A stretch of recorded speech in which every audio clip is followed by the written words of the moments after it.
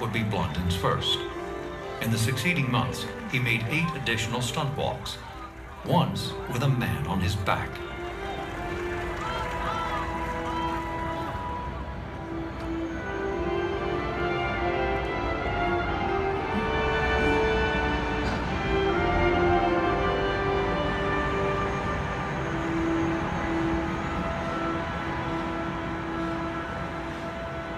The steamship Lullawalla was only 11 years old when the Civil War broke out.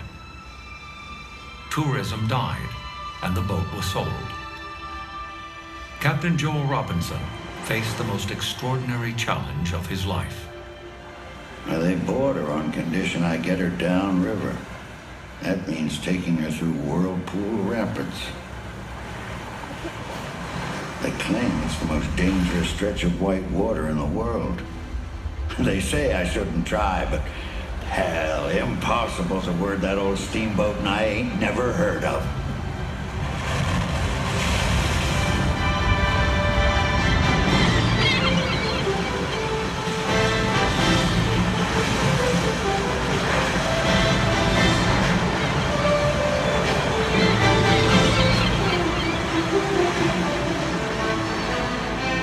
Indeed, Captain Robinson's journey into some of the most powerful rapids in North America was considered by most people to be impossible and perhaps a bit mad.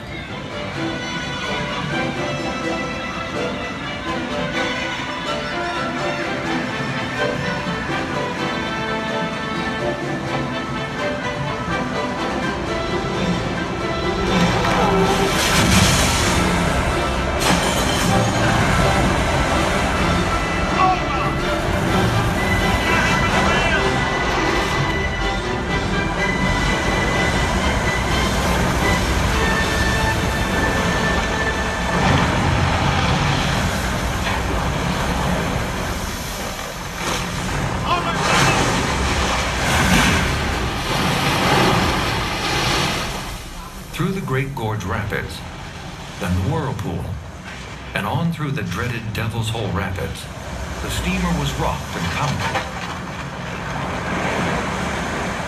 The 2 crew members traveling with Captain Robinson were almost immediately thrown to the deck, hanging on for their lives.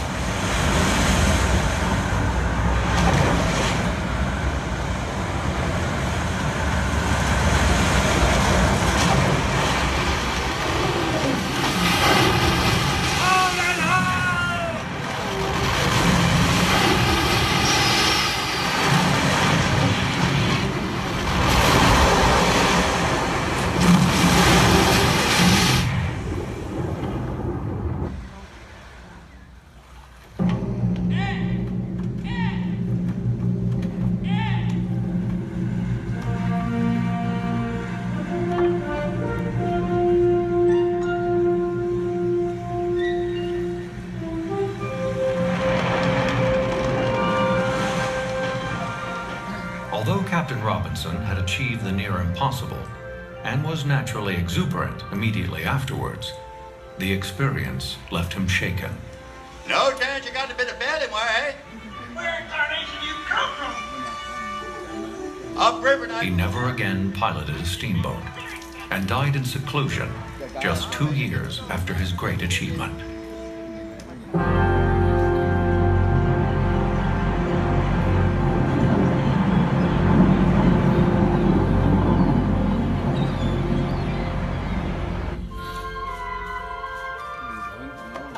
Annie Taylor was a 63-year-old retired school teacher when she thought of a novel idea, an idea that would become synonymous with Niagara. As a widow, Annie Taylor's motivation was to make enough money to support herself in retirement. While her method to find fame and fortune may have been unique, she was really following in the footsteps of earlier daredevils. Annie had a special barrel made for her stunt, one built from oak and iron, with a mattress added for safety. As very few people wanted to be part of what could turn out to be a suicide stunt, there was resistance to helping her. Annie tested her plan out by sending a cat over in the barrel. What will they think of their Miss Taylor now, eh? When the cat survived, Annie set her attempt for her birthday, October 24th, 1901. Well, bon voyage, Annie. Thanks, Miller. Don't forget, I'm gonna need lots of air. Put the lid on, but air. Concerned about breathing in the confined space, Annie had her friends use a bicycle tire pump to compress enough air into the barrel for her to survive the 5-minute journey to the brink of the falls. Now don't forget the cork. The cork? Who's got the cork? I've got the cork. I'm 43. Be quiet, Henry. It's okay. Henry's all right. No, look now. Henry, no. Henry, come back here. Ouch! Stop that. Bon voyage, Annie! Bon voyage, Annie. There she goes. I think that's the end of her, I'll tell ya. Yeah. Now, Hector, make sure you tell me before you cut me loose. Hector? Miller?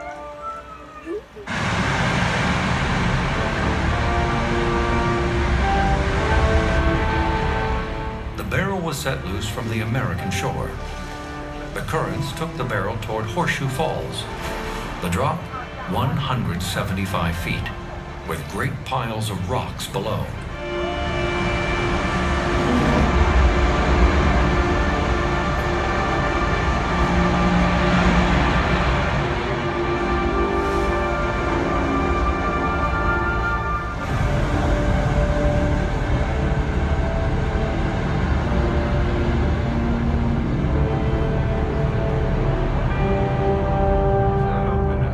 Hey, mister, look over there.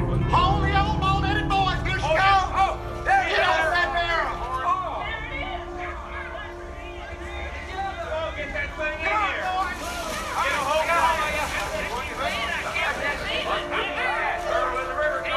They got it. I got it.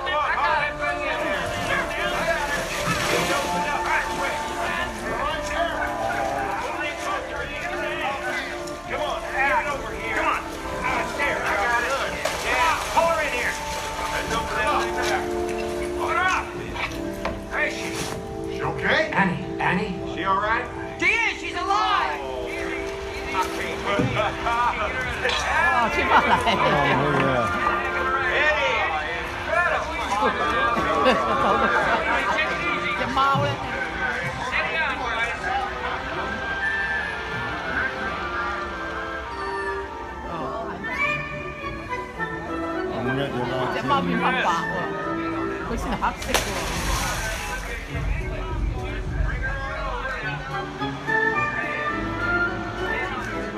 Annie Taylor risked her life for fame and fortune.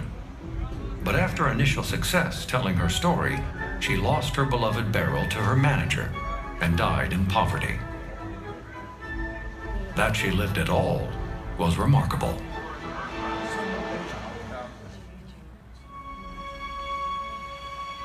July 9th, 1960. 7-year-old Roger Woodward and his 17-year-old sister Deanne were taking their first ever boat ride. Jim Honeycutt, their father's co-worker, piloted the boat.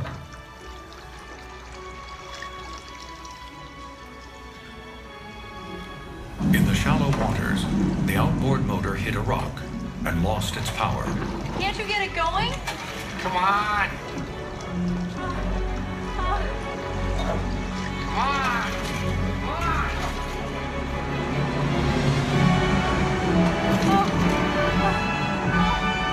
Get your jackets on. Hurry up.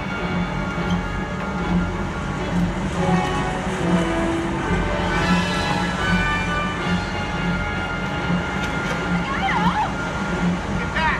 Get back.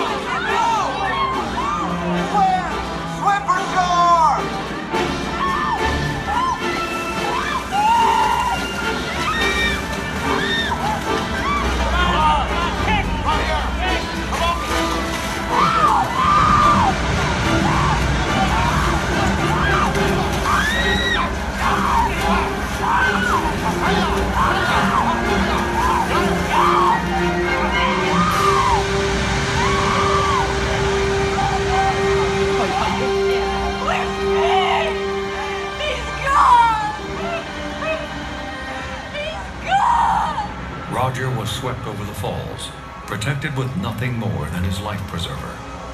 Deanne was pulled from the river only 20 feet from the brink.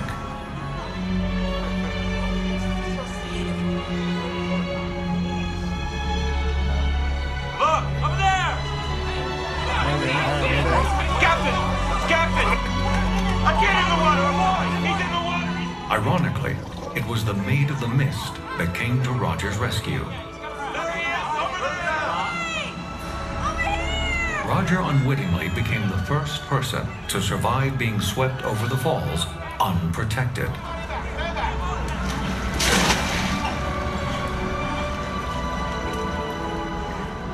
The story was an international sensation, and from that day on, Roger's journey was called the Miracle of the Falls.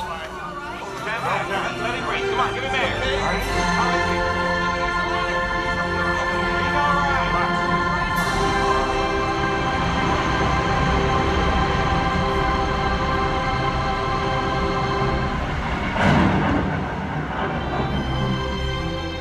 What is it about Niagara Falls that has captured the imagination of so many adventurers and thrill seekers to follow in the footsteps of the great Blondin and Annie Taylor?